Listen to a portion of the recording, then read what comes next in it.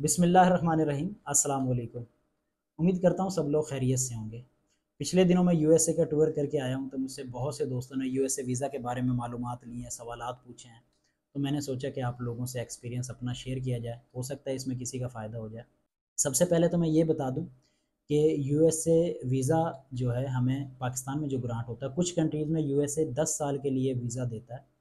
पाकिस्तान में चाहे आप 2 दिन के लिए अप्लाई करें, मिसाल के तौर पे मैं उन्हें प्लान अपना दे रहा हूँ कि मैंने न्यू ईयर के लिए जाना है 5 दिन के लिए, लेकिन यूएसए हमें जो पाकिस्तान में वीज़ा देता है वो 5 साल के लिए देता है। मल्टीपल एंट्रीज़ वीज़ा होता है ये, 5 साल के लिए वीज़ा होता है और एक एंट्री पे आप 6 माह तक अमेरिका में रह सकते हैं। 5 साल के लिए मल्टीपल एंट्रीज़ यूएसए वीज़ा देता है।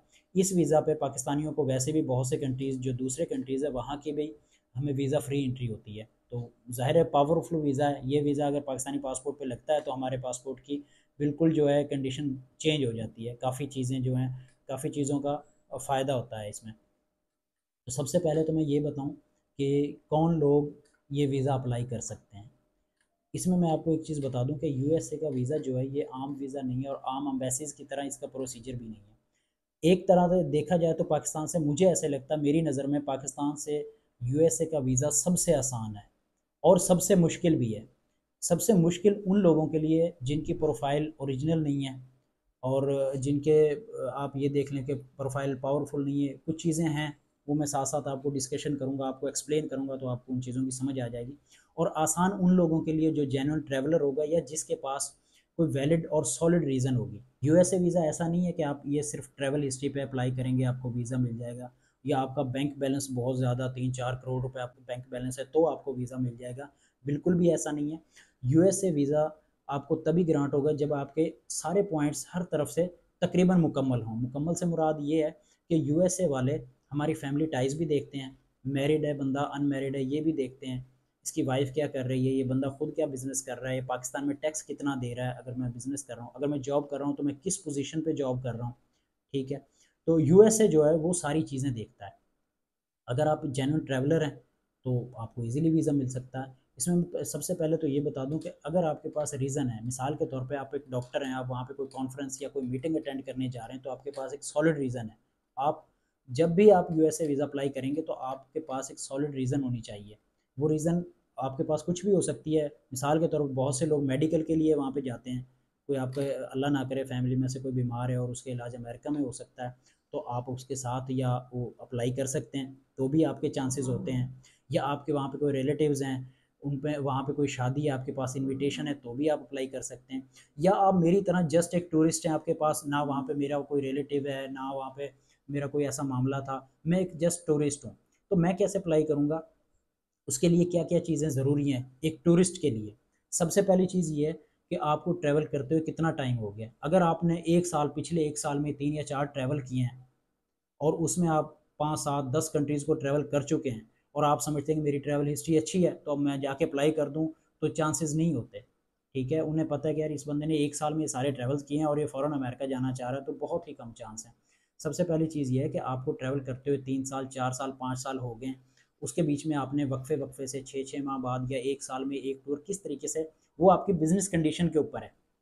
कि आपने अपनी टैक्स रिटर्न्स में, क्योंकि अमेरिका के पास, यूएस एम्बेसी के पास हमारी एक्सेस होती है, टैक्स रिटर्न्स की भी उनके पास एक्सेस होती है कि ये बंदा कितना टैक्स दे रहा है पाकिस्तानी हुकूमत को। अगर मैं 15 लाख रुपए अपनी इनकम शो कर रहा हूँ पाकिस्तानी अपनी गवर्नमेंट को 15 लाख रुपए मैं शो कर रहा हूँ, मैं टैक्स रिटर्न 15 लाख की पे कर रहा हूँ और उसमें मैं दिखाता हूँ कि 7 से 8 लाख रुपए मेरा घर का खर्च है, तो जाहिर है मेरे पास 8 लाख रुपए बाकी बच गए, तो 8 लाख में मैं 1 या 2 टूर साल में कर सकता हूँ। उसी हिसाब से अगर मैंने किए हुए होंगे, अगर मैं इनकम थोड़ी शो कर रहा हूँ और उधर मैंने ट्रैवल ज़्यादा किए होंगे, तो एम्बेसी वाले समझ जाएंगे कि ये फेक है चीज़। तो अगर आप जस्ट एक टूरिस्ट हैं, आपको 3 साल, 4 साल, 5 साल हो गए ट्रैवल करते हुए, आपकी ट्रैवल हिस्ट्री अच्छी है, 10-12 कंट्रीज़ की, 15 कंट्रीज़ की है, आप अच्छा बिजनेस रन कर रहे हैं, बिजनेस आपका ठीक है, आप टैक्स पेयर हैं, अच्छे अच्छे तरीके से आप टैक्स दे रहे हैं, टैक्स रिटर्न ये नहीं है कि आप वकील के थ्रू दे रहे हैं और नील वो टैक्स दे रहा हो, वहाँ पे आपकी इनकम ही नहीं शो हो रही और आप सिर्फ वकील को अपने पैसे दिए जा रहे हैं। इस तरह नहीं, आप अपनी टैक्स रिटर्न खुद देखेंगे कि मैंने पिछले साल अपनी कितनी इनकम शो करवाई थी, इस साल मैंने कितनी इनकम शो करवाई है। ये चीज़ें किसी भी अच्छे कंट्रीज़ के वीज़ा अप्लाई करने में बहुत ज़्यादा मैटर करती हैं, खसूसन यूएसए, यूके और कनाडा वगैरह के वीज़ा जब आप अप्लाई करेंगे। तो अगर आप जस्ट एक टूरिस्ट हैं, तो आपको ये सारे पॉइंट्स देखने होंगे कि आपकी ट्रैवल हिस्ट्री कितनी है, आपकी फाइनेंशियल कंडीशंस क्या हैं, आपके पास प्रॉपर्टी कितनी है, आपका बिज़नेस कैसा चल रहा है, आप मैरिड हैं या नहीं हैं। आपको ये कंडीशन देखते हुए यूएस अप्लाई करना चाहिए। अगर आपकी प्रोफाइल ठीक होगी, जेन्युइन होगी, तो यूएसए वीज़ा मेरी नज़र में पाकिस्तान से सबसे आसान वीज़ा है। और शायद मैं, क्योंकि मैं शायद उन चंद लोगों में से हूँ कि मेरा फर्स्ट टाइम में वीज़ा अप्रूव हो गया था, तो मुझे लग रहा है कि शायद बहुत ज़्यादा आसान है। दूसरी चीज़ ये है कि अगर आपकी प्रोफाइल जेन्युइन नहीं है, आपकी ट्रैवल हिस्ट्री उस हिसाब से नहीं बनी हुई, आपने जल्दी जल्दी ट्रैवल किए हैं, आप बिज़नेस भी अच्छा रन नहीं कर रहे। मैं जैसे 6-7 साल से फाइलर हूँ, मैं टैक्स रिटर्न अपनी तरतीब से मैं पे कर रहा हूँ। अगर आपने इस तरीके से नहीं की हुई, साल 2 साल में आपने की है और उसमें टैक्स रिटर्न में आपकी जो प्रॉफिट है या जो आपकी इनकम जो है वो भी आपने कम या ज़्यादा शो की हुई है, ये कंडीशन आपने अपनी खुद चेक करनी है कि आपकी क्या सूरत हाल है। तो मेरे ख्याल में फिर मुश्किल हो जाएगा। दूसरी कैटेगरी में लोग आते हैं जो किसी और रीज़न की वजह से ट्रैवल करते हैं, किसी बिज़नेस मीटिंग की वजह से, किसी कॉन्फ्रेंस की वजह से, कोई आप ऑनलाइन बिज़नेस करते हैं उसकी वजह से, कोई मेडिकल रीज़न की वजह से, या कोई वहाँ पे आपका इनविटेशन है, तो वो भी आपके पास एक अच्छी रीज़न है, आप अप्लाई कर सकते हैं।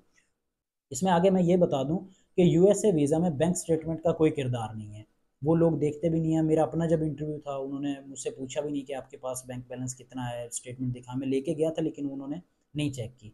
तो इसमें बैंक बैलेंस का या इसमें बिल्कुल भी बैंक स्टेटमेंट का कोई किरदार नहीं है। बाकी वो ओवरऑल आपकी पूरी प्रोफाइल चेक कर लेते हैं, उनके पास ऑनलाइन एक्सेस होता है आपकी।